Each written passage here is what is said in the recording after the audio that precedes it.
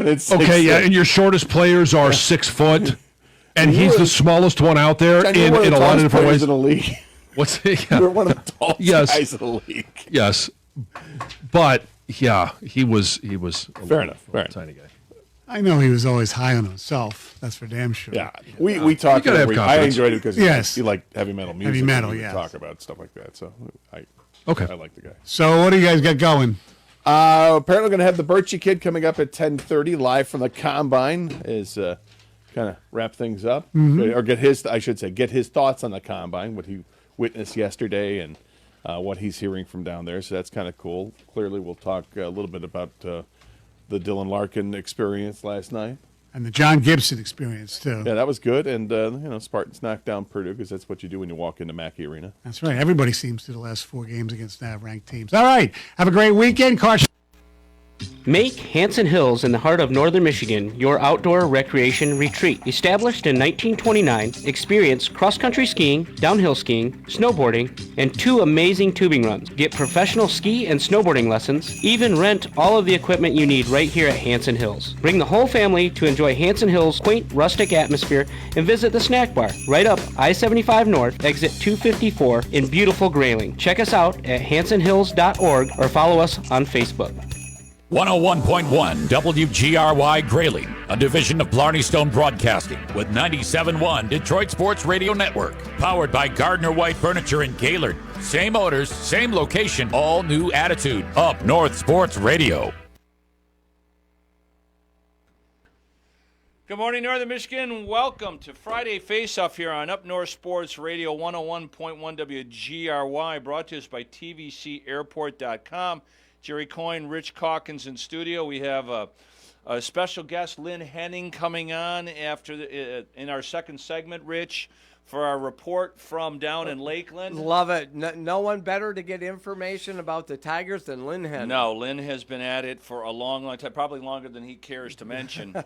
But it's a weird pattern of sports right now, right? Sure I guess the first thing we have to talk about is the Olympics, the hockey gold medals, both women's and men's game going into overtime versus Canada. Seems like that is all there is in in Olympic sports. I know. That's U.S. versus Canada. It was captivating, was it not? No doubt about it.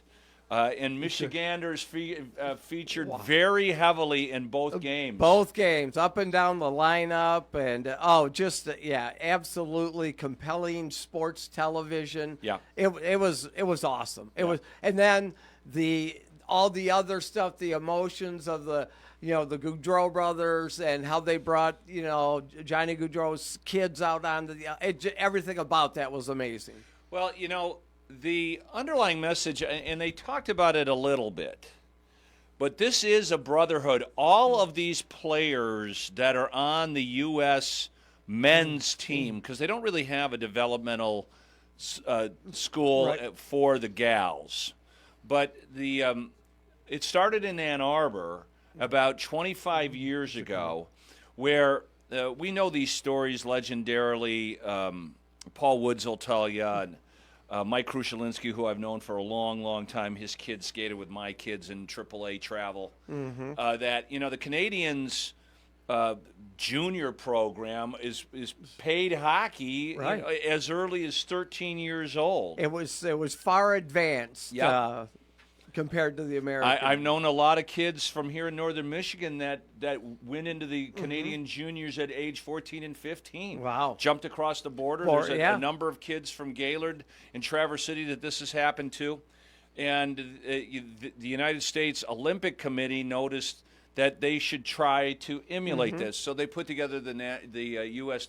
National Hockey Development Team. I don't know the exact verbiage. It was in Ann Arbor for a long time. Now it's in Plymouth. Plymouth, yes. And every single guy that was on this Olympic gold medal team was part of that. Yeah. And that's why the brotherhood was so tight, why they had Gaudreau's jersey out there and everything else. Because they had been together for years through that, yes. And I think that's why it was so emotional, why you had them all arm in arm singing. I think that is probably the biggest takeaway. That, and now after we've been through, the girls not going to the White House, the men doing it. Right. How did this turn into a political football? Exactly. And the backlash in Canada. Oh my gosh. Austin Matthews, they want to take his captaincy from him, and possibly there's writers writing all kinds of nasty stuff about him. They were talking about 97 won the ticket yesterday. Yeah. Like, this is not, like the Wings should really make a. There's going to be offers flying into Toronto to take Austin Matthews because of that. A truly fantastic hockey player, and you can understand a little bit of the broil.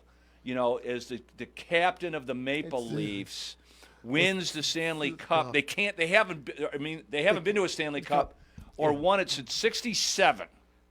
67. But the U.S. captain of the Maple Leafs wins a gold medal for America. And you're like, oh, no.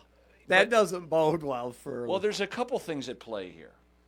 The first thing is that no Canadian team has won a Stanley Cup since 1993. And they hadn't played the Canadian national team, U.S. national teams. They haven't played for a Stanley Cup in a little bit because there was a run-in with the Players Association in the NHL, right?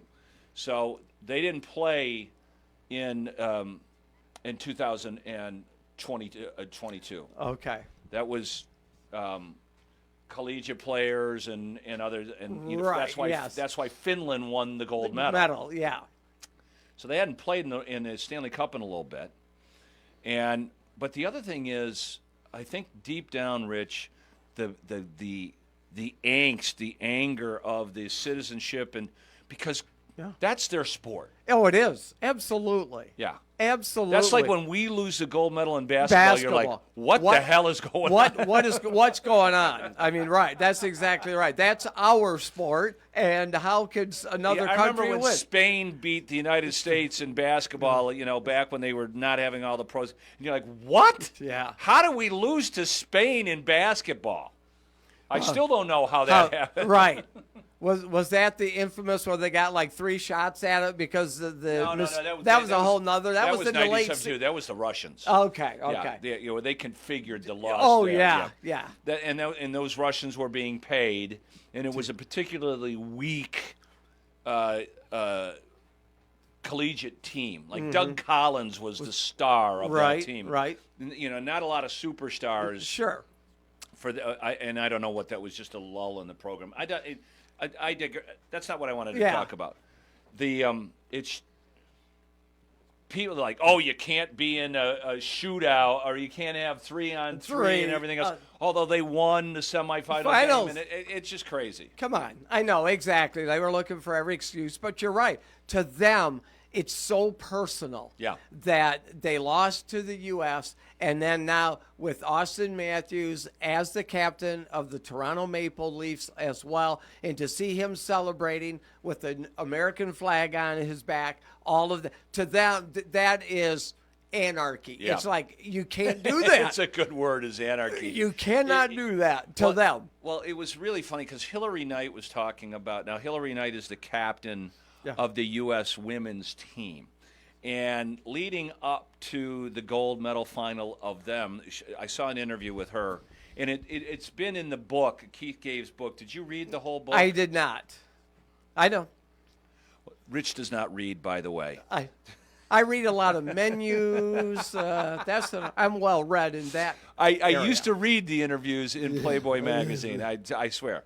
But in A Miracle of Their Own, a fantastic book that Keith Gave wrote about the first time the women beat the Canadian women for a gold medal. It's a fantastic book. But Hillary Knight said there is nothing worse in the world than getting your silver medal and then having to stand there and watch the Canadians get the gold. She goes, it's absolute horrific torture. And if you watch that, the looks on the Canadian player's face was like, you shot my dog in front of me. Right. Yeah. Yeah. No, that's yeah, and right, the women's and then the guys too. They're just standing there, like, up- because they gave them right away after the game. The medals ceremony took place because that was the last event for the men's, and it's just like, they were just distraught. Oh, yeah. You know, they're just like they didn't even want the silver. Don't want the give it to well, them. yeah. Don't, you what do know, you I mean? mean, it's like, yeah. You know, everybody and then you else get in the that little- world, everybody else in the world, like, I got a silver medal. yeah, Not in hockey. Not Canada, not in hockey. Yeah. Because again, you know, if it were bobsledding or something, fine. Not in hockey. Yeah. Because that is their sport. I remember in my office back in Novi, there was a picture in there, the 98 Olympics.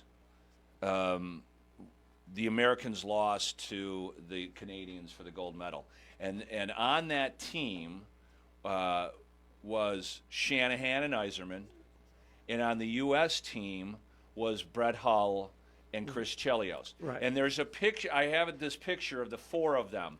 What they had, the Shanahan and Yzerman have their gold medals, Right. and Chelios they have their silver, and they're all arm in arm, and Yzerman and Shanahan's face was like Christmas, Right. and Chelios and Hull is like, I can't believe how bad this sucks. And these guys are teammates, Right. right? Yeah. And that whole dynamic, I think, is crazy. Like the Panthers, Brad Marchand has to play with Tkachuk, and Exactly. and I don't, and when they first get in the locker room, Matthew Tkachuk is going to give it. Oh, to Brad Marchand. absolutely. He's not one to mince words or to say, "Hey, buddy, how you doing?" Yeah, it's just so fascinating to me. Oh, it is. Yeah. No, it was just an incredible way to end the Olympics, and with all of the Yeah. emotion involved, it just couldn't. Oh, have I put, wept like a baby when they brought those kids out. I mean, and with Dylan Larkin being one of to bring the kids well, out. both of those were Michigan. The other one was Gunsler. Yeah. Or Grusetsky, however you pronounce his name. Those were two Michigan guys. Yeah.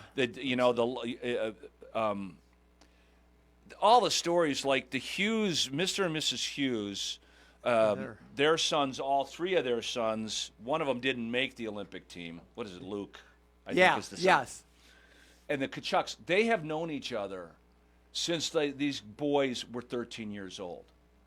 I mean, that's how much of a family this is. Exactly. And Dylan Larkin, what was it? The one Hughes kid was talking about, like, Dylan Larkin is my idol. Right. Larkin is one of the older guys on the U.S. team. He's from Plymouth. Like, they used to have Thanksgiving dinner and everything else all at the Larkins' house. And getting to you saw how valuable he was to that team. Oh, yeah.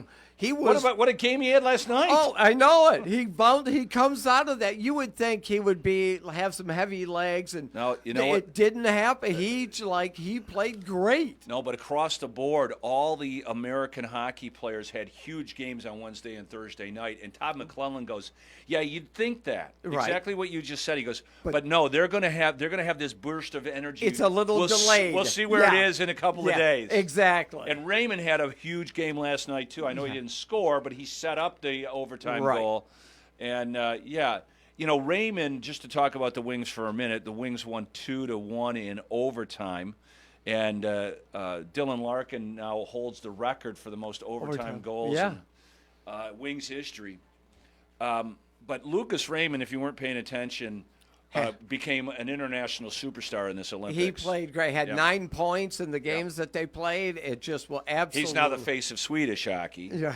So, whatever that means. Whatever. Yep. Exactly. Not as familiar with the Swedes. No, but they're good at hockey. Maybe not as good as the Canadians. And boy, in 4 years from now. Already looking forward to it. I don't know where they are, but tickets are being sold now. That's right. Yeah. I'll tell you one quick story, Rich, and I'll let you go. Just to tie this in personally, that medal ceremony happens at the high school finals. They give the team that loses the high school basketball finals runner-up medals. Yes, yeah, on the court right On after the court, game. right after Yep, the game. They bring them out. They gave me one. I don't know where it is anymore. It's like about a $50 size, and it says runner-up right on the damn thing. And then you have to watch the team that you lost to in overtime. Because the second place finishers get their medals first, Yep, and you, like you said, you and watch. you're like, and there's a picture laying around of our team, and there's nobody smiling. Sure. You're like, we made it all the way here, and then we got didn't kicked, close and the then deal. we got kicked in the nuts. So Well, at least you didn't get a Beanie Baby like during the I would have Olympics. preferred the Beanie The Babies. Beanie Babies? My Yeah, mom like would that. have, that's Yeah. for sure. Right. All right, when we return here, we'll have the great Lynn Henning on talking about Tigers spring training. We got a lot of great stuff coming at you. Of course, Gordon Miller, Miller Lending, will be on with us later to talk about the atmosphere at the Michigan Duke game. So lots to listen to. Hope you stick around here on Up North Sports Radio. Friday Face-Off, brought to us by TVCAirport.com. TVC's travel tip of the day. Ready for a change of scenery? Now's the perfect time to book your ticket to the sun. Seats are filling fast, so don't wait. Book your winter and spring getaway today. Explore all your flight options at TVCAirport.com. The snow is flying and the chill is in the air. Find a new winter hobby that'll have you breathing in all that fresh air in Bel Air. Super Sundays at Shush Mountain are the day for slope junkies. Not only do you get a lift ticket and rental equipment, but you can also take advantage of a large group lesson with stations covering the core basics of skiing and snowboarding for just $60. It's the ultimate package. Come join in on all the fun on Shush Mountain at Shanty Creek Resort, shantycreek.com. The President's Day sale going on now at your Gaylor Gardner White Furniture has tremendous doorbuster deals, plus an extra 30% off furniture and 60% off mattresses. Get the financial flexibility you need to update your home now with an in-store credit card or many different 0% interest plans. Redecorate now and pay over time. Visit your friendly Gaylor Gardner White Furniture store for all the details. On M32 in Gaylord. Same owners, same location, all new attitude. Nominations for the Traverse City Record Eagles Simply the Best 2026 Reader's Choice Contest are open. Nominate your favorite businesses, organizations, and professionals in Northern Michigan for well-deserved recognition. Nominate once daily in each category through Friday, May 8th. Simply the Best in 2025 broke records, more than 29,000 nominations and more than 39,000 votes. It's more important than ever to support your favorites and help them stand out above the rest. Simply the Best voting begins May 11th, so nominate now at record-eagle.com/simplythebest. She's your baby, but she needs some new parts. Of course, we're talking about your late model vehicle. Trying to find replacement parts can sometimes be a challenge, but Roscommon Auto Recyclers is here to help. We have a large inventory of used late model parts to return your baby to like-new condition. If we don't have it in stock, let us find that part for you. Find us in Roscommon at 290 East Federal Highway, just off I-75 exit 244, or online at roscommonautorecyclers.com. Kick the winter blues at St. Ambrose Cellars in Beulah. Bring your A game for the Old Bros Begonia Ice Bowl Disc Golf Tournament Saturday, February 29th. Come with a friend or roll solo. Registration is just $25 and every throw helps support the community. Then stay for the second annual Chili Bowl Showdown at noon. Taste the best chili in the North. Vote for your favorite and support the Honor Food Pantry. See all the ways you can jumpstart winter fun at stambrose-mead-wine.com or find St. Ambrose Cellars on Facebook. Your Gardner White Furniture Store on M33 in Gaylord is powering up WGRY, your FM home of the Pistons, the Wings, the Tigers, and U of M Sports, plus 97.1 Detroit Sports Radio Network. This is Up North Sports Radio. Welcome back to Friday Face-Off on Up North Sports Radio. It's time for Destination NHL. Kev, we just got done talking about the fantastic Olympics. We should have flown out of TVC to Milan.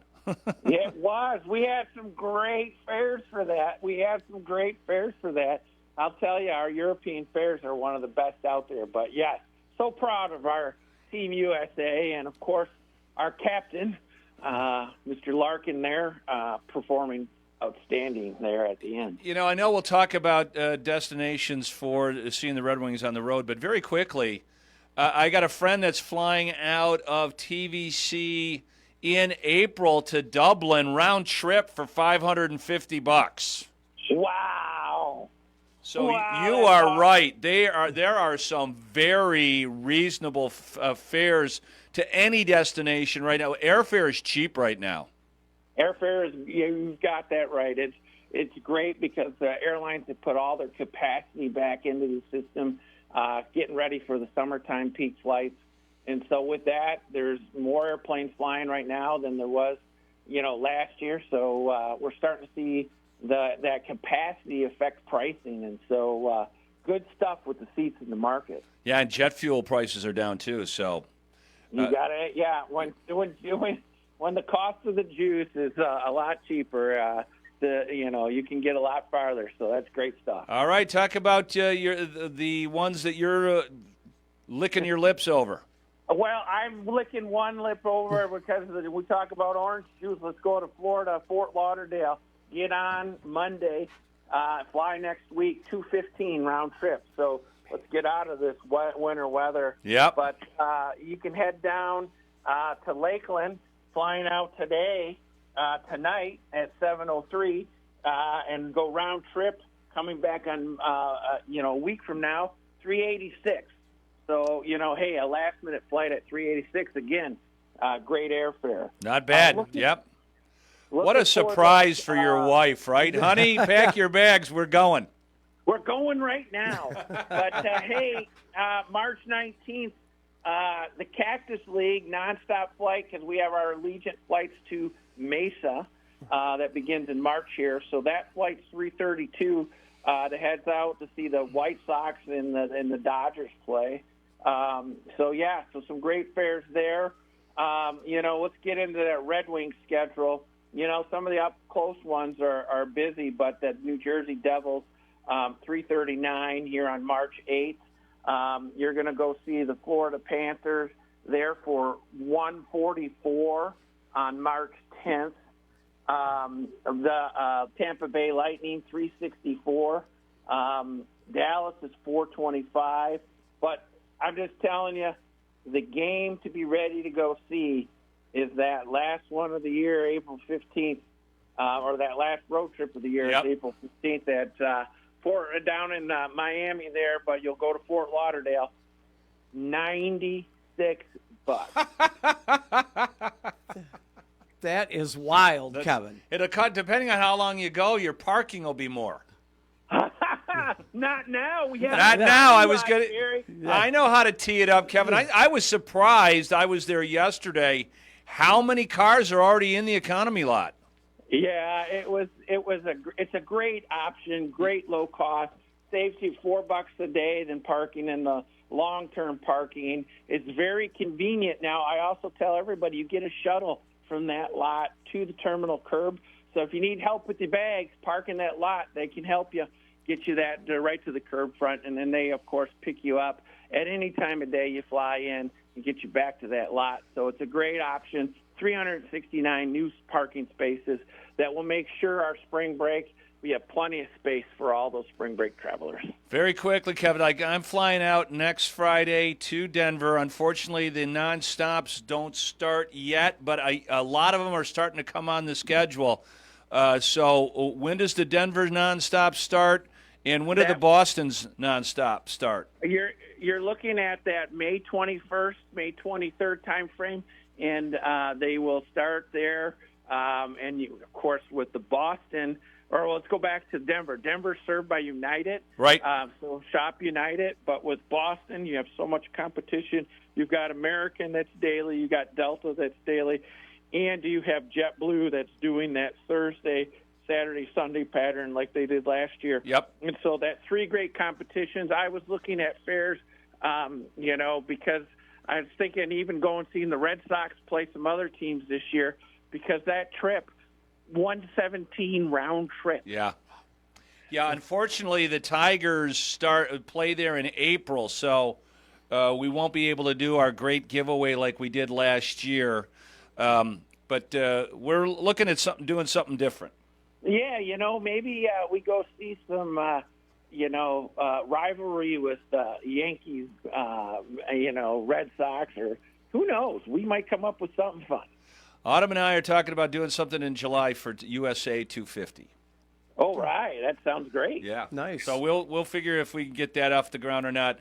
But Boston's going to be a hot, inexpensive ticket out of TVC Airport.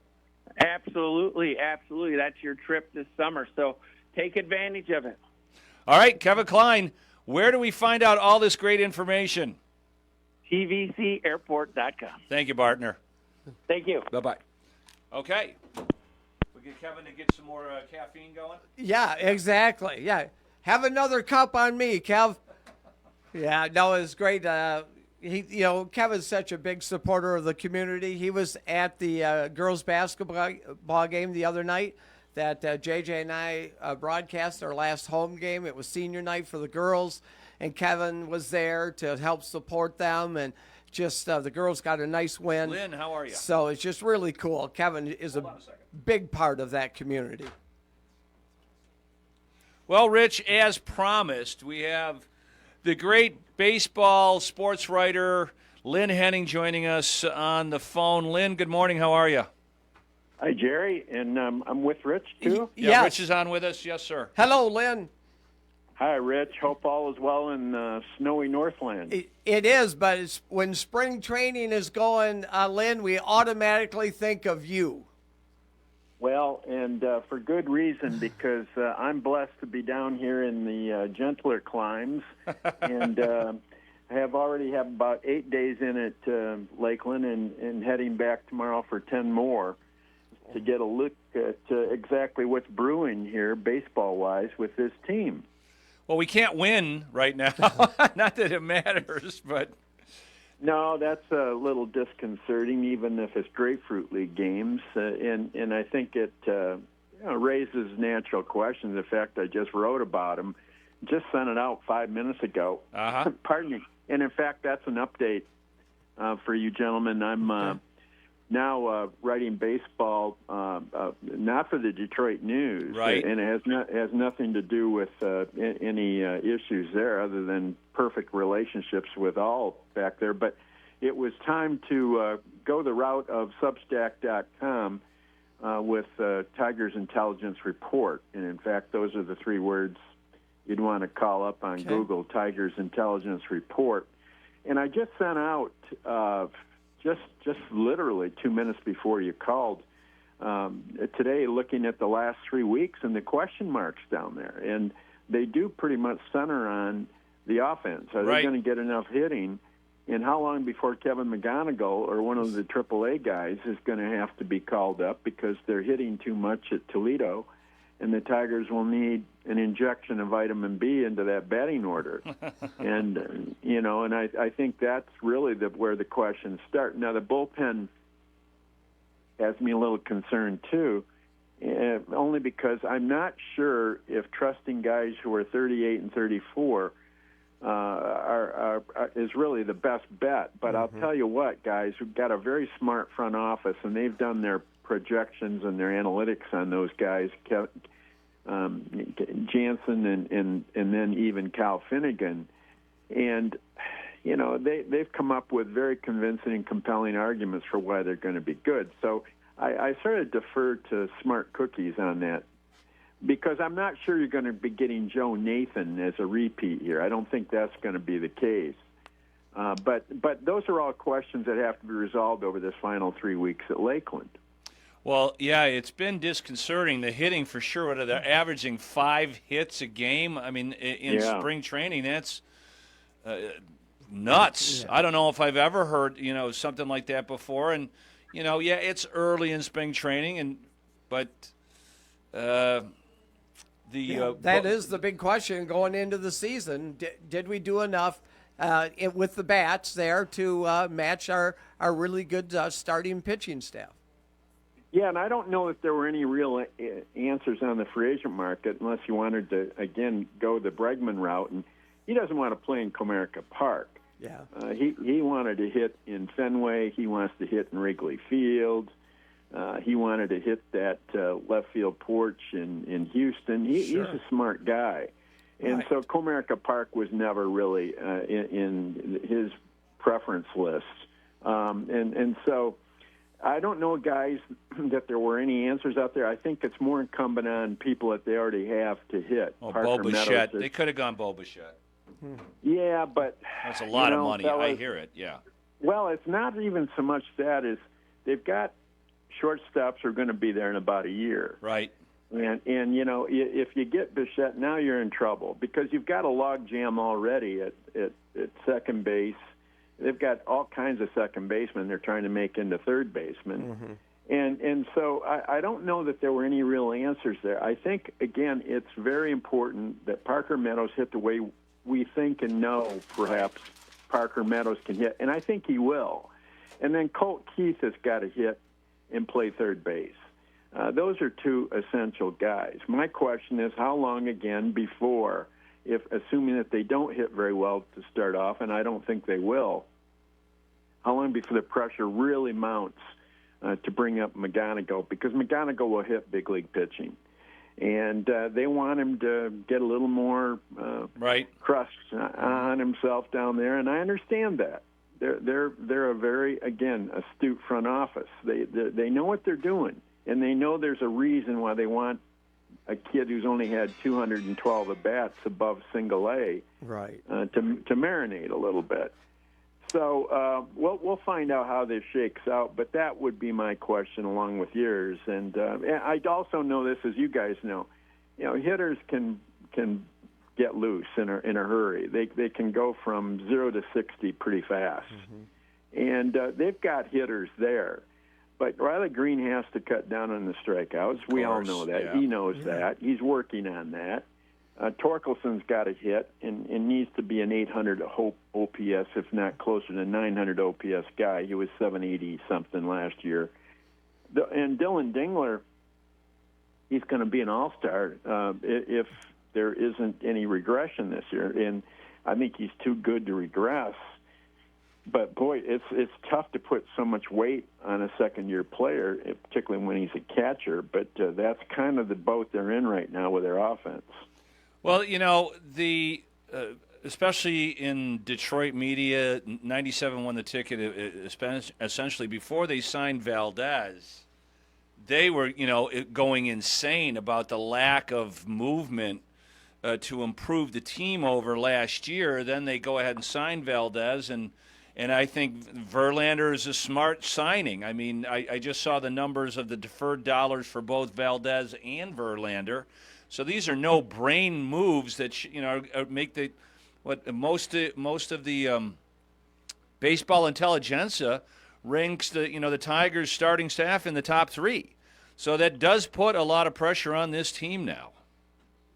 Yeah, I never was part of that noisy crowd that said, they're going to go into the season with this same roster, and I knew they were going to get a starting pitcher. And they did. And then, of course, a week later, they had to get another one in Verlander after Valdez. And that was obviously because Reese Olson went down. Yeah. But you knew they were going to get starters. And it wasn't like they didn't have money. This is another myth that they didn't want to spend anything. The Tigers have always had the money to make smart deals. I mean, they wouldn't have invested or offered $171.5 million to Bregman last year. They wouldn't have spent $140 million on Javier Baez 4 years ago. They've always had the money to make smart deals, but you have to have smart free agent acquisitions that are available. Yeah, and that's where there's been a whole lot less inventory than most of the, I think, the 97-1 crowd would sometimes acknowledge. And so I didn't have any issue with them waiting. I knew there was going to be shopping available and shopping to be done, and they did it. And so that part is bolstered. And with starting pitching, you can win a lot of baseball games, but we all know you've got to at least have a modicum of offense. Yeah, we have to score 3 runs a game. This just in. Yeah, and the other thing too is you can have these guys go 6 innings, hold the other team to 2 or 3 runs, and then you've got to have that bullpen cooperate. Yeah. I'm less secure about that bullpen than I am about their rotation. And so we'll see how this comes out. But everybody knows the magnification of weak spots is pretty intense at this time of the year. And you have to kind of wait this out. But that's one more reason why I want 3 more weeks of spring training here. Sure. To perhaps give us a little more clarity. Hey, Lynn, do you expect to see Javi Baez possibly play in center field again this year? Oh, he'll be out there. Yeah, okay. I don't think as any regular unless Meadows gets hurt or just completely loses it at the plate, which doesn't seem likely. But they'll use him in matchup situations for sure. I think he's, as you might all agree, he's even better in center than he is at shortstop, and he's a pretty good shortstop. But he's a handyman now, and if he could hit the way he did the first half of last year, you'd have yourself another all-star. I mean, he's a real colorful guy for sure, one way or the other here, depending on how that bat's going. But the idea that he added center field to the repertoire last year was quite a stunner, even though I'd been told in spring training by some people who knew, they said, you know who'd be the best center fielder on this team? And this is before he played a game there. They said Javi Baez. And I kind of took it in stride and didn't think much about it afterward until they started using him in center field. And then you saw what the guys who really knew the situation were talking about. Right. Lynn, you were down there watching some of this stuff. I mean, Will Vest had a huge year last year. Has he what does he look like? And, Brisky is supposed to be back 100% healthy. Are these guys going to be able to help, or was Vest an anomaly? And, what? No, I've got questions about that. Brisky's got a little arm issue right now, and so does Troy Melton, and that doesn't look good. I saw that. That's a bummer. Yeah, it's already the kind of things that we know happen with pitchers are happening. Will Vest, as far as I'm concerned, it's all a matter of the fastball staying up there in the high 90s, and then he's got to get people out with that slider too. Otherwise, he's pretty hittable, and that's my concern about that whole back end. I see too many guys who can get hit, and if you're an opposing team and you're looking at the bullpen as your invitation to perhaps win this game, that tells you that they're not fearing a lot of those arms. And that is a question that I think needs to be answered affirmatively if this team is going to do what they want to do and win a division that's very winnable. Mm-hmm. But we've got major issues there, guys, in my estimation, not necessarily lethal issues, but certainly legitimate questions. Okay. Wow, thank you for the good news. I'm so glad that we... How's your golf game, Lynn? Well, that's worse news. Yeah. No, actually, I don't consider this bad news, guys, as much as I think legitimate questions are just that. And every team's got them. Sure. And they could easily be answered very satisfactorily. No, it's a good baseball team. I still would pick them to win that division. Well, they better win the division. I mean, at this stage of the game, just by roster construction and dollars spent, nobody else in the Central spent a penny other than the Tigers, other than the Cleveland re-signing Rodriguez or Ramirez. Yeah, they're and again, I think that more reflects the kind of personnel that was available on the free agent market. Kyle Tucker was not going to go to a Central Division team. No. It's insane. There weren't a whole it's lot insane of what the Dodgers paid him. Oh. I mean, come on. I know he's a good baseball player, but 278 average and less than 20 home runs for $490 million. I mean, they're playing with monopoly money there on the West Coast. Definitely. Hey, let me ask you this question, Lynn. And maybe you can clear it up. Maybe you know it. I hope you know it better than I do. But what is the Dodgers have something grandfathered in where they don't have to put a lot of their media money into the team bowl?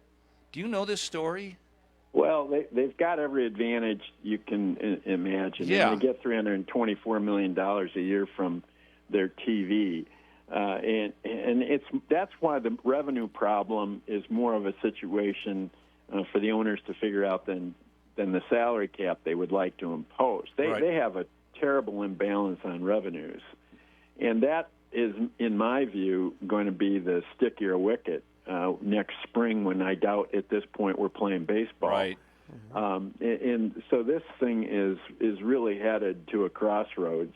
But it's in many ways something that the owners have to figure out even ahead of their relations with the Players Association and the salary cap that players aren't going to go along with. There are ways around that. And ultimately, I think those ways will be found. It's just how much of next season are they going to forfeit in trying to get to an eventual agreement here, because you don't want to lose the 2027 season. They've done a beautiful job rebuilding this game and really making it so appealing on so many levels. And it's very, very, very healthy. The TV ratings that's the reason all the carriers are in on this now. And I realize that frustrates fans who don't know tonight where the game's going to be. But the point of it is, it's such a good sport. It's going to be on the radio. That's what we like. Yeah, right. We like baseball on the radio, Lynn. Well, I know that, and for good reason, too, up there. And that is still a marvelous commodity for all the fan base, that radio broadcast. Sure is. Yeah. But we're going to be probably having a different conversation a year from now. I'd like to think things changed.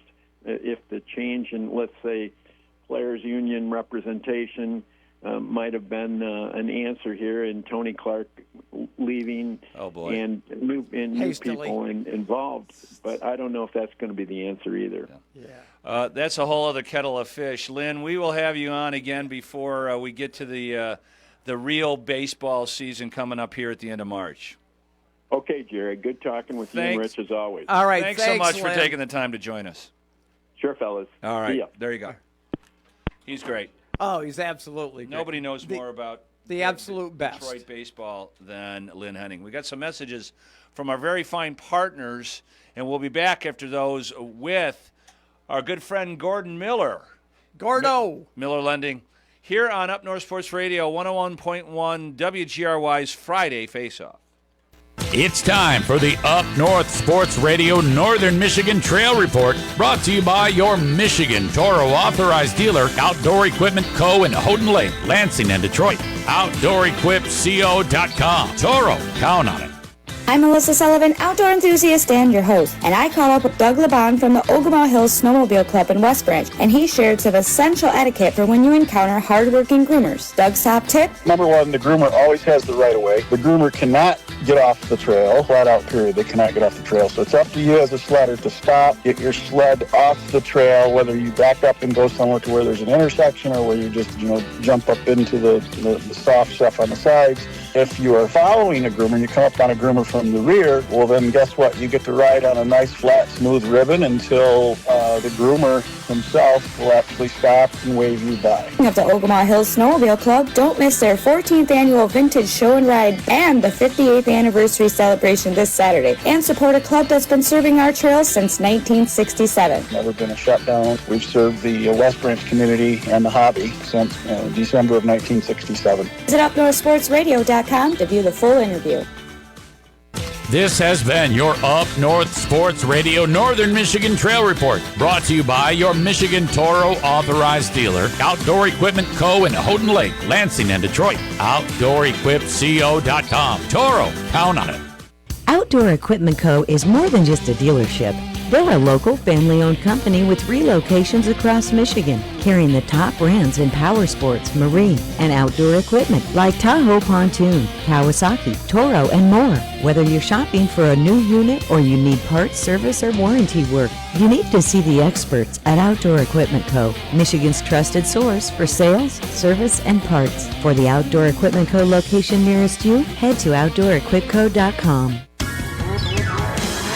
Start your engines and blaze your way to Bay Mills Resort and Casino.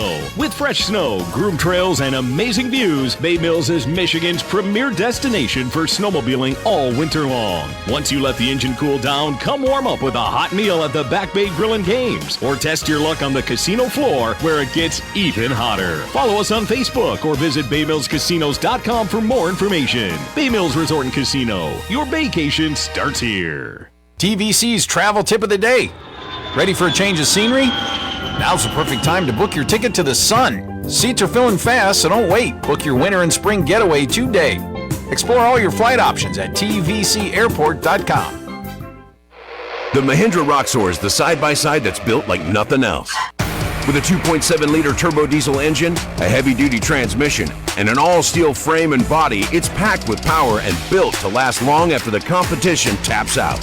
Save big on a new Roxor today at your family-owned Mahindra dealer with our hard-working deals. Visit your Mahindra dealer at Zaremba Equipment in Gaylord or online at zarembaequipment.com or Pioneer Diesel in Traverse City or pioneerdiesel.com. See dealer for details. Program restrictions may apply.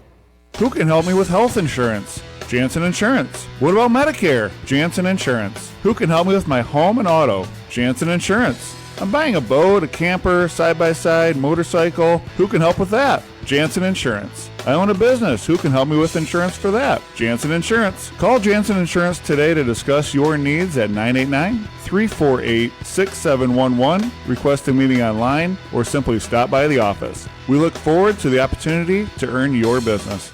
The President's Day sale going on now at your Gaylor Gardner White Furniture has tremendous doorbuster deals, plus an extra 30% off furniture and 60% off mattresses. Get the financial flexibility you need to update your home now with an in-store credit card or many different 0% interest plans. Redecorate now and pay over time. Visit your friendly Gaylor Gardner White Furniture store for all the details. On M32 in Gaylord. Same owners, same location, all new attitude.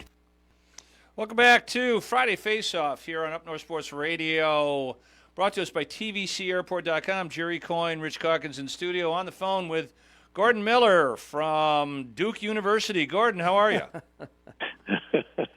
Well, I will be there tomorrow at noon for the ACC first, second place battle, I guess you could call it, but it's about as much of a battle as Michigan and Illinois is. So it's Don't jinx good, it. Good games this weekend. Well, I mean, tonight's going to be tough. Yeah, Illinois is going to give tough. Michigan. Yeah, there's no doubt about it. So, hey, Gardle. Yeah. Hey, talk about that Michigan-Duke game. You were there. I was there. The atmosphere was like I was comparing it to probably like an Elite Eight game where, you're not in a darn football stadium for the Final Four, which is awful. Worst idea ever. Exactly. But that environment, it's so much fun when you have, two fan bases and they, going opposite each other. And, Michigan made that run with when, Boozer went off the court with the fourth foul, and you just kept thinking all game that somebody is going to start to get hot from three, and that was one of the things I pointed out last week. But I did not really expect to see Michigan shoot that poorly from three-point range for the whole game. That was rather stunning. Well, they did a great job of bottling up Cadell. I mean, that was probably, to me, why Duke won the game. I mean, on top of the fact that Michigan was surprised at their physicality and they were in foul trouble quickly, so they couldn't play the way they wanted to. But Cadell was pretty much lost for the bulk of the game. And with Mara spending a ton of time on the bench there, that really hurt him too. That did not look like the Michigan team that I've watched most of the year. But kudos, Duke got it done, and regardless of Dusty May and everybody else on the bench at Michigan, Duke's in their head. That's just something about Duke having something over Michigan. I really believe that. Yeah, I mean, the one thing that Duke does have going for it is they've got length, on the court. So when you're defending with Malik Brown out high or Ngumba, or even Boozer on the three, they were kind of daring, Michigan to go more into the paint. And that was an advantage I thought Michigan had going into the game. So and did I. Like you said, as soon as Mara got himself off the floor quickly, that pretty much changed the whole game plan for him. Sure But did. Yeah, it's going to be just an incredible. I think from the Elite Eight on this year is just going to be the best basketball we've seen in a long time. Yeah, Arizona surprisingly beating Houston in that game before that with their injuries. And what's Kansas going to be like if Peterson plays the whole time? Is he going to play? The big question. And Florida, look out for Florida. They're very good. It's going to be a great tournament. Yeah, and Houston just ran into a rough patch, which really surprised me because, from a better standpoint, you watch Houston lose 2 in a row, they're not going to lose 3 in a row, and Kansas just said, you're going to lose 3 in a row. Yeah. So Texas I thought Houston at one time was the best. I thought Arizona at one time was the best. But it's wide open right now, I think. Even as good as Duke and Michigan have been at times, it's all about matchups. Oh, yeah, no doubt about it. And then you see the Spartans last night go play. Into Mackey and win. They played it. That was a great basketball game. It really was. They haven't won there in like 12 years? That's the best Michigan State can play. That's what Izzo said at the interview. He goes, "We deserve to win the game, but because it's the best game we played this year, they still could have easily lost the game." Yeah. So. Oh yeah, and Purdue being preseason number 1, they've now lost to Michigan and Michigan State at home, and Michigan destroyed them at Mackey, and it's sort of an interesting team because I know he's going to probably set the all-time assist record, but I'm just not a super big Braden Smith fan. He's in those big games, he hasn't really done anything, to really lead them to victory in those tight games either. He's a typical Purdue white player. He plays really hard. He plays really smart. He's not fantastically talented. I mean, Robbie Hummel was a great college basketball player. That doesn't make you a great, Sure. That's why Purdue doesn't have a lot of pros. Right. Robbie could shoot. He could, He could defend. They all can. Purdue can play defense. Why Purdue was ranked number 1 preseason is a head scratcher, but you never know what freshmen are going to deliver. And, the big question mark for Michigan was, well, they're putting all these kids together out of the portal. How's this going to work? Well, now here we are where all these teams are getting, like you said, Gordon, it's going to be a fantastic Final Four. Yeah. What Dusty May did with this team through the portal is comparable to what Curt Cignetti did at Indiana. I mean, you knew coming out of FAU that he was a good coach. I did not realize the way that he attracted talent from all places, and even Cadeau, who was at Carolina for 2 years and called this game personal. The one that took it personal was Caleb Foster. It wasn't really Cadeau, and I think Duke made a point of taking him off his game and knowing what his weaknesses were because they played him 5 times already.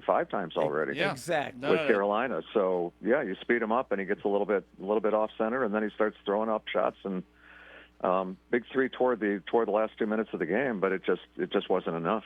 Yeah. All right, we're going to have Gordo sit on the line for a second. We've got to run a couple messages from our fine partners and then talk about a huge game for the Pistons tonight as well. So back after these on Friday Face-Off, brought to us by TVCAirport.com. Brr, it's downright frigid out there. No kidding. But I've got just the thing to warm you up. Shanty Creek is serving up something hot. Really?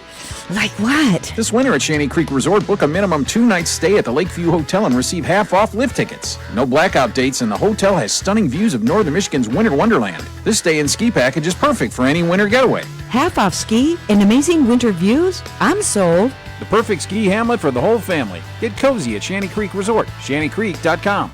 Nominations for the Traverse City Record Eagles Simply the Best 2026 Reader's Choice Contest are open. Nominate your favorite businesses, organizations, and professionals in Northern Michigan for well-deserved recognition. Nominate once daily in each category through Friday, May 8th. Simply the Best in 2025 broke records, more than 29,000 nominations and more than 39,000 votes. It's more important than ever to support your favorites and help them stand out above the rest. Simply the Best voting begins May 11th, so nominate now at record-eagle.com/simplythebest.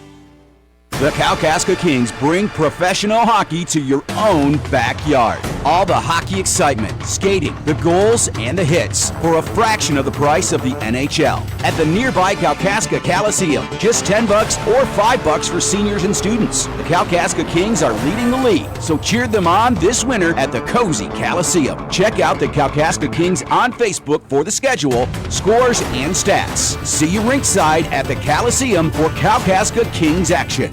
Your Gardner White Furniture Store on M33 in Gaylord is powering up WGRY, your FM home of the Pistons, the Wings, the Tigers, and U of M Sports, plus 97.1 Detroit Sports Radio Network. This is Up North Sports Radio. Welcome back to Friday Face-Off here on Up North Sports Radio. We always like to check in with Shanty Creek at this time of the program. And some exciting news. Shanty Creek, Northern Michigan's winter playground, is proud to announce the transition of ownership effective today. Shanty Creek Ski and Golf Resort, LLC, has been acquired by Trinidad Resort and Club, LLC. That is another Michigan-owned based company, so they plan to keep Shanty Creek as a family-friendly ski and golf resort and adding a lot of new amenities and upgrades to the operation. So exciting news. Yeah, no doubt about it. And we've got the big events coming up in the spring, still all on the schedule. The Slush Cup on March 7th, the Irish Weekend on March 14th, which is a lot of fun, and then Denim Day, the end of the ski season, where they want you to come out in your jeans. You can ski for only $10. So, Gordo, I know you'll be out there skiing and playing golf real soon. Well, that last day of skiing, I assume, is what, like May 30th? You're very funny. Stay in North Carolina. Didn't you get snow? Didn't you guys get bombed with it? Did you get snow? No, it mostly missed here. It was we're sort of protected by the Blue Ridge Mountains, so in Raleigh they don't get as much as some of the like Charlotte, I think, got pounded. We might have gotten an inch. Okay. And it was gone. So yeah, 76 on Sunday. You know the normal crap. Yep. Very boring. So did you see the Pistons San Antonio game, Gord?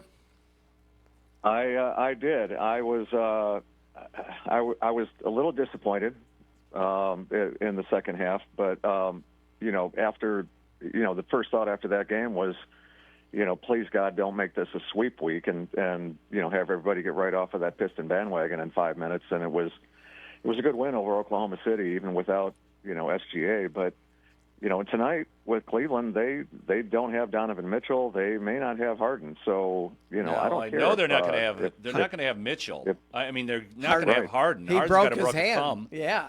But Mitchell's not playing. No, I didn't see that.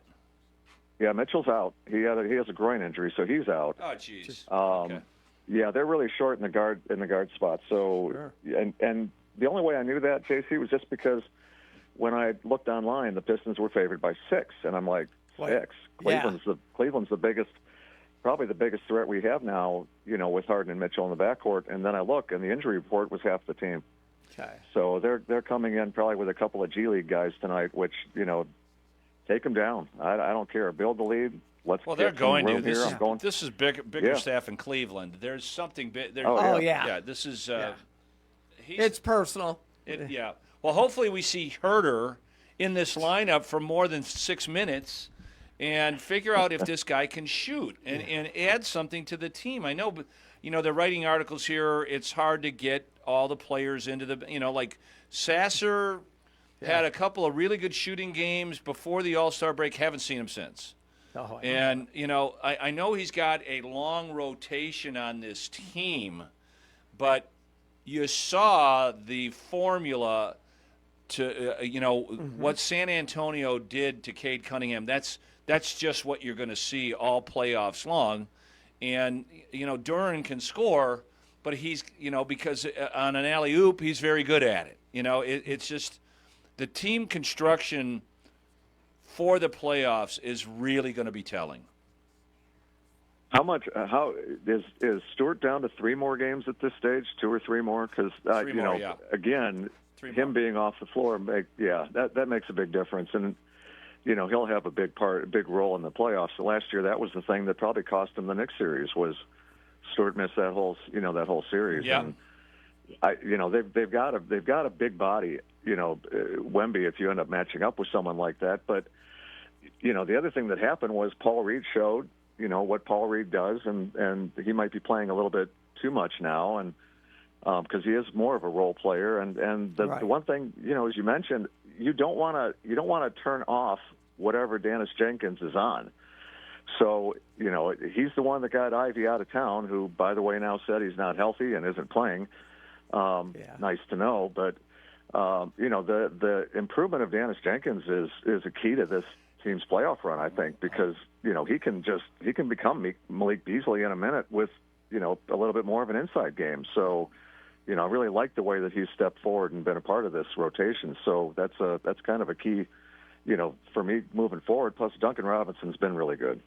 So I'm appreciating more of his game than just a spot-up shooter in the corner. I'm sorry. To me, what I see in Dennis Jenkins is a guy that plays out of control way too much. He plays faster than he can, and that doesn't fit this team because Cade plays deliberately, and he is the tone setter. And that was always part of the problem with Ivy is when they were playing Ivy to replace Cade. He was going 1,000 miles an hour. He plays way too fast, and this team is not built to play fast, which is great for the playoffs, other than the fact that, I give Cade all the credit in the world, he's really improved his body. Mm-hmm. He's gotten bigger. He takes contact. It doesn't bother him nearly as much. Well, he better get used to it because he is going to get slapped around like, You see his arms during some of those end of those games. Him and Jokic look they've been wrestling bears. Yeah, he's got lacerations across his arm. I mean, it's crazy. Jokic, it's the same thing. Yeah. Are those tattoos? No, he's bleeding all over the place. Yes. Yeah, Cade's had that scratch for quite some time. It's very noticeable right above the white armband. So, yeah, it stands out. Well, that's disappointing to hear. It's going to be fun. Yeah. Not to see the best of Cleveland. Yeah, it is. Because I want to see those. That means that I can pay more attention to the Michigan-Illinois game. Yes, you can, and we play Cleveland again next week. I think it's not a long turnaround before they come back, and I don't know the status of Mitchell's groin injury because I didn't even know that he was hurt. I didn't even know that either. Yeah, that was breaking news to us. I didn't even want to see it. I don't care if they lose to Cleveland. I wanted to see what this Cavs team, with everybody on deck, plays against. And we're going to get a scouting report. Well, they're going to play the Thunder next week, or in 10 days. What is this? 8 days from now. And SGA is back, and hopefully Holmgren is back. We'll see. That was disconcerting as well. They 5 guys off the start. 4 of the starting 5 was in there, and the Pistons were lucky to beat them. Yeah. They also play San Antonio again next week, don't they? Yeah. Isn't that coming up as well? Yeah. All of those on the road. Yeah. Well, let's have Stewart back for San Antonio and see if it makes a difference. It would not be a good look to get beat up twice. No. Not at all. No, the Pistons were lucky to hang in there, to be honest with you. Yeah, because the one great thing, guys, is that just so you know, tomorrow night I was just sent a pair of tickets from the radio station, so I'm going to the Red Wing game tomorrow night against the Hurricanes. So that'll be fun. Nice. Enjoy that, Gordon. Look exactly. at there. So I'm watching trade deadlines. I'm looking, at 6'8" washed-up defensemen possibly coming to Detroit. Tyler Myers. It's exciting times. You got NFL free agency and you got NHL trade deadline, and everything is going right now. It's what a great time for being a sports fan. I tell you. Yeah, they got the Cavs tonight, which is going to be right here on Up North Sports Radio at 7:00. They got the Magic on Sunday, then the Cavs on Tuesday. That means Stewart will not play in that game. The following game, they play the Spurs. I think that's Stewart's first game back. Okay. Good. Yeah. So, and then the Nets, the Heat, the Nets again. The kings of tanking, yes. Well, although the NBA is going to stop tanking, sure they are. Yeah, The exactly. way that the NBA stops tanking is by never giving the worst team the number one pick in that lottery that's rigged. Yeah. They already are tank proof. All they got to say is the top three don't get the top three picks, guys. Yeah. Yeah, we don't play the Thunder until March 30th.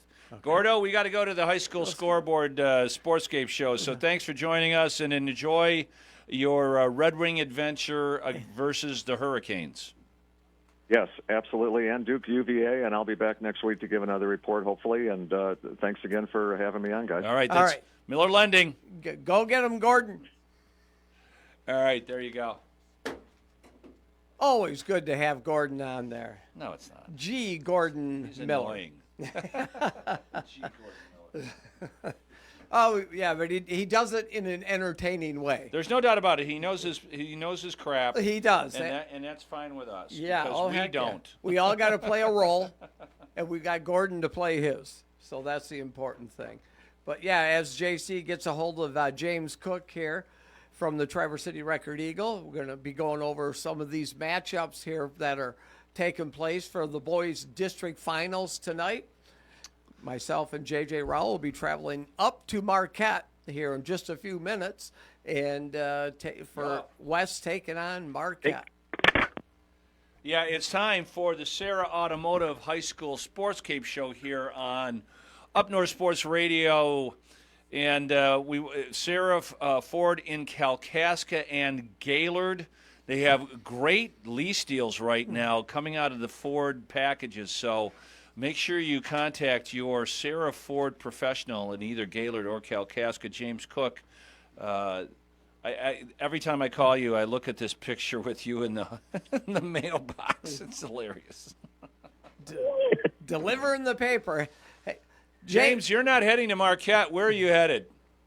I'm headed to Elk Rapids tonight. Okay. That should be a pretty good one between Elk Rapids and Glen Lake. Yeah. It'll be interesting to see what defense Elk Rapids throws at Glen Lake, just because they were watching during the semifinals when St. Francis threw a press at them in the first half, and it worked pretty decent. And then for some reason St. Francis didn't press in the second half, and Glen Lake pulled away. That's perplexing, considering what we saw with the UP team. Ishpeming Westwood. Yeah. And that's what Westwood did in the showcase, and that's what Westwood did last year in the playoffs. With no height. I mean, they're both Glen Lake and McBain. Yeah. That kind of was their downfall. Yeah. So it'll be interesting to see. Elk Rapids, I don't think has really been much of a pressing team this year, but we'll see if they put something in.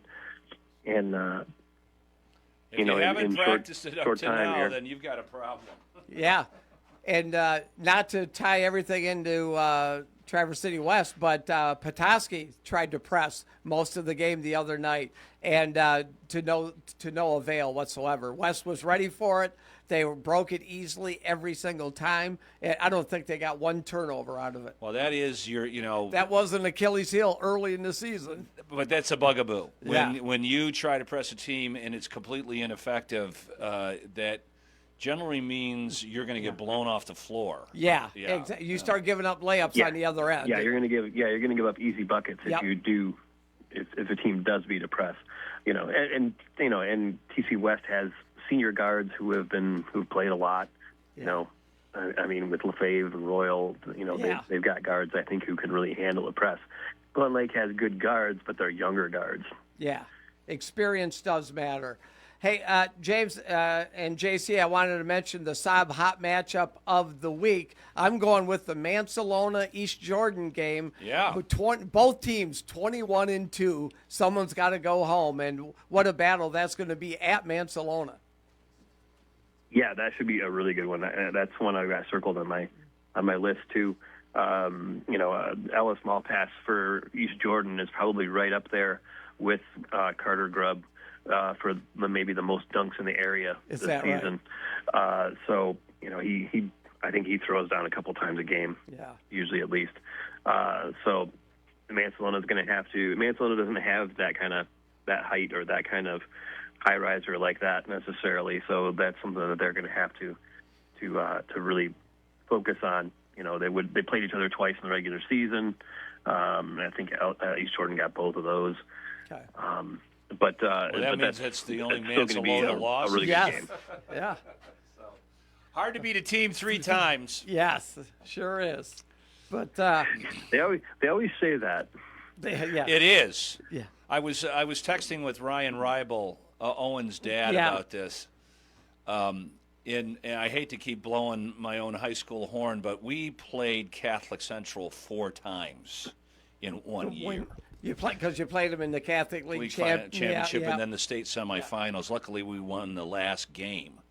But playing, it doesn't happen that often that you play a team 3 times, and I don't think it can happen more than 4. If it does, you got to get something with the schedule makers. Something has happened. Yeah, another nice matchup, I think, James, is Gaylord St. Mary's and Hillman. Hillman's had a really good season. Rich Moffitt's got the Snowbirds playing well, so that should be an inch. Way over in Rogers City, though. Oh, Jesus. Yeah, that one is pretty far away there. Yeah, Hillman's has had a really nice season. I can't remember. Are they in the North Star League? Yes. I can't remember which one yes, they're they in. are. But, yep. But yeah, they tend to kind of rule that league in basketball. They do. And I think they're like 20-2 or something like that. They are. Similar record to what Mansalona East Jordan have. So that's going to be a big test though for Gaylord St. Mary. Hillman's a team that's pretty regularly there in regionals. So, this is a little bit different of a district for Gaylord St. Mary and on the boys' side. Right. The girls' side is in kind of the normal district that they're in, but the boys got moved around. Yeah, in the winter, if they win that district, they're hosting the regional at Hillman. So that would be obviously a huge boon for them. Yeah, no doubt about it. It's not that far for Gaylord. I mean, it's an hour drive. Right, right. Just from James's perspective, from one shoreline to the other. Yeah. Traverse City Christian, they're keeping that undefeated streak going, James? Yeah, they're going up against Lake Leelanau St. Mary. That's a team that they played twice in the regular season and obviously beat both times. So again, going for the 3 times thing. They didn't particularly destroy them or anything like that. They were both competitive games. And St. Mary's got some good depth, so they can stay in a lot of these games. But TC Christian has already pulled out 2 against Lake Leelanau this year. So that's another pretty decent one. You've got Cadillac is already out. I'm trying to look and see who else we have for local teams, because a lot of teams have already lost. I mean, you got Manton and McBain, which is another matchup where they're playing for a 3rd time. Mm-hmm. Ogama Heights and Sheboygan. Sheboygan just got by Grayling in overtime, 37-35. Yeah, a rock fight. They did. Yeah, they didn't burn up the nets at all in that one. No, they did not. There was a couple of overtimes in the semifinals. I'm trying to remember what the other one was, but Mount Pleasant beat Bay City Western in overtime in theirs. Yeah, they're playing Midland Dow, and who beat Cadillac? Yeah, who beat Cadillac, and so the winner of the West Marquette game will meet up with the winner of Dow and Mount Pleasant in Gaylord on Tuesday night. Okay. Mm-hmm. Yeah, and really the only other ones in our coverage area that are going Snyder, Ellsworth against Central Lake. That game's at Forest Area, and then McBain and MC against Onekama, and that's at Onekama. McBain and MC was kind of a surprise team. I mean, they beat a pretty good Bear Lake team in the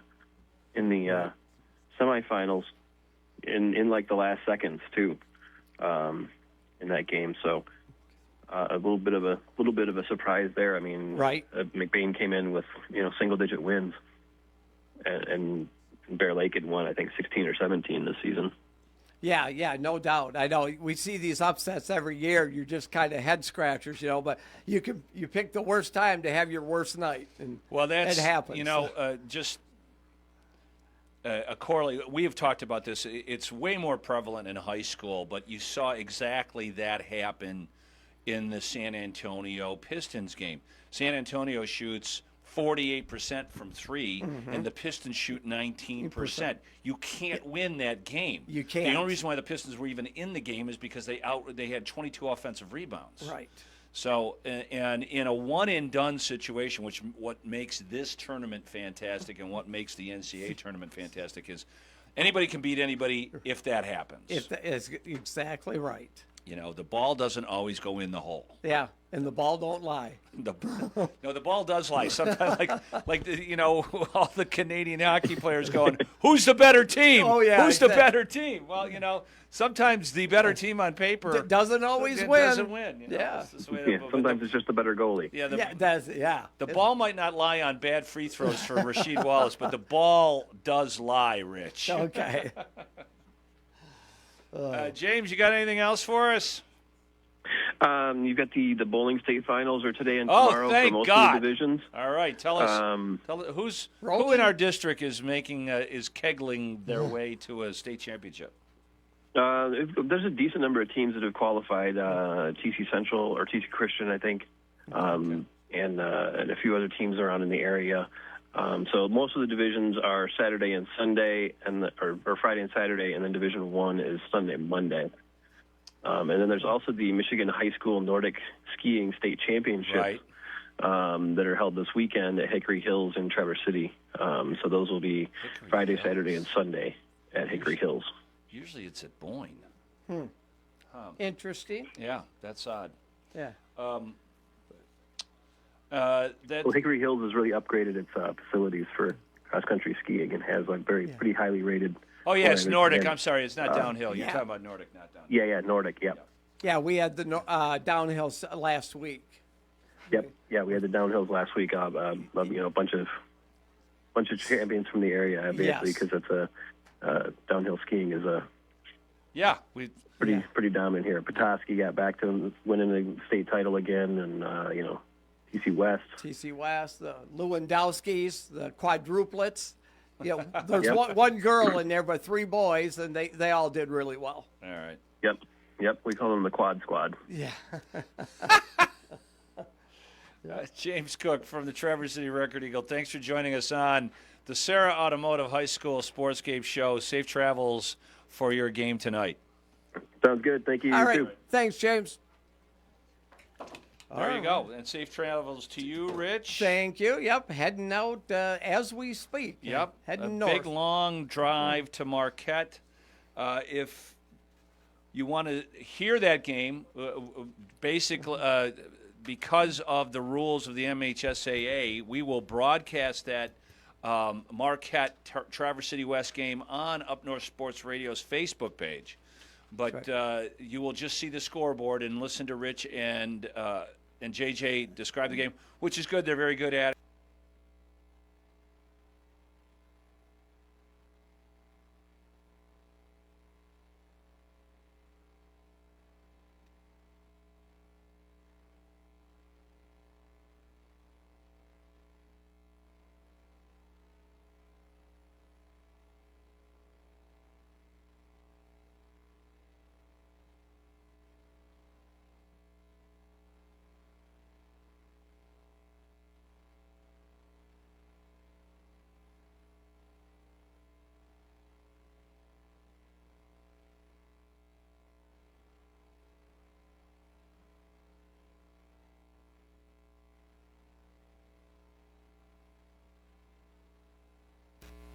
The weather is brought to you by Roscommon Auto Recyclers. Quality auto repair, parts for older models, and service second to none.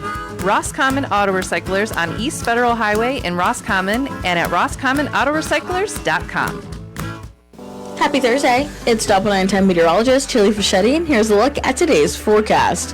Heading outside to more of those snow showers in the Upper Peninsula, starting to move through our region, while those near the tip of the mitt also be seeing some of those showers. It's further south where there's drier skies across our region, and that's going to even bring in more sunshine. Highs today expected to be more in the 20s and 30s with southwest winds around 10 to 20 miles per hour. We're seeing more in the 20s as well as you head into tonight for a warm-up on Friday. 30s and 40s across our region, upper 40s for a lot of us as well, with more of those quiet skies into the end of the work week.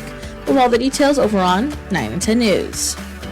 The President's Day sale going on now at your Gaylor Gardner White Furniture has tremendous doorbuster deals, plus an extra 30% off furniture and 60% off mattresses. Get the financial flexibility you need to update your home now with an in-store credit card or many different 0% interest plans. Redecorate now and pay over time. Visit your friendly Gaylor Gardner White Furniture store for all the details. On M32 in Gaylord. Same owners, same location, all new attitude. Love is in the air this February at Benetham's. Have a romantic dinner any night with monthly specials like Oysters Rockefeller, coconut shrimp, seafood cioppino, or a 14-ounce New York strip. Visit Benethams.com and make your reservation today. Benetham's, for the true love of food. Our training room, rather, A-, training staff, B+, weight room, A, strength coaches, A, position coaches, A-, offensive coordinator, C-. Oh. Defensive coordinator, B. Special teams coordinator, A. Team travel, B. Head coach, A. General manager, A. Team ownership, A. So a couple things here that stand out to me. One is training room, A-, training staff, B+, strength coaches, A. This is important because of the text that we get all the time. Lions need a new strength and conditioning coach, or the Lions need new trainers. With all the injuries, invariably, we get the text that it's strength and conditioning is the problem. That happens every time a Lion gets injured, the texts come in. The players themselves give the training room an A-, the training staff a B+, the strength coaches an A. So pretty good grades. It would be insightful if they didn't get good grades. Right, but is it insightful about the field? Well, that is, the field got a B-. And I wonder why that is. Now, it's a good point. Is there something going on at Ford Field that might be the issue? Well, it's an artificial surface, and it's way harder than it is on grass. So there are, studies that the NFL does studies, and they don't seem to indicate a whole lot of difference with injuries, but there are just some things that look like it's common sense. Depending on the field that you're at, some fields might be harder than others. But if that surface is harder, which it is harder than grass, grass can give a little bit. Yeah. And I go back to this test I saw a couple of years ago where they would drop, say, a bowling ball from 6 feet up. They would drop it on the ground, and you'd see if when it hit the grass, it would kind of sink into the grass. It wouldn't bounce much at all. But you drop it on an artificial surface, and it bounced. Yeah. And this was for a concussion test. So it tells you that, okay, maybe the data doesn't show up, but if I'm watching this test here, how am I not supposed to think that surface is going to be worse for concussions? The league has spent so much time concerned about concussions, and rightfully so. Yeah. But the really difficult injuries that people are dealing with, the ACLs are still rampant, but the Achilles injury is the one that over the last 6-7 years has really gotten out of hand. And I'd love to have a study done by the NFL and maybe some other leagues. I'm sure the NBA would like to know what's going on with it because they got an Achilles problem too. Why is Achilles rearing its ugly head in today's professional sports where 20 years ago it was just a kind of a freak thing? Okay, so just taking a look at this too, and I think it's kind of interesting because every stadium got ranked on their home field. The players were ranking their home field. There were 4 F-. Yeah. They went to Tennessee, grass field. Wow. Tampa, grass field. And the Jets and Giants, which is an artificial surface. I know that Heinz Field got a terrible grade. That's grass field. What about Carolina? Carolina got a straight F. And better than F-, Gator. Yeah, it is better than F-. Better than a three-pronger. Now, I Google search NFL stadiums with real grass, and Carolina is listed as one of them, but it says field turf. I thought field turf was not